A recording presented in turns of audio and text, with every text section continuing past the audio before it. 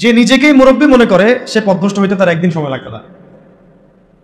আমরা এমন অনেক ওলামায়ে কেরামের এক্সাম্পল দিতে পারবো, পাবলিকের নাম বলতে যাচ্ছি না, শুধুমাত্র নিজেকে মুরব্বী মনে করার কারণে এবং তার মাথার উপরে কোনো মুরব্বী না থাকার কারণে মুহূর্তের মধ্যেই পদস্খলিত হয়ে গেছে।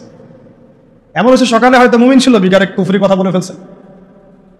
বিকালে হয়তো মুমিন ছিল, সকালবেলা উঠে মুনাফিকদের পক্ষে কথা বলে ফেলছে, ইসলাম বিপক্ষে কথা বলে ফেলছে, দালালি করে ফেলছে, কারণ মুরব্বীদের সাথে মাশওয়ারা করে নাই। এই জন্য, আর এটা হলো তাদের কথা বললাম যারা মানে ফান্ডামেন্টাল আলেম, এরকম অনেকেই এরকম পরিস্থিতির শিকার হয়ে গেছে।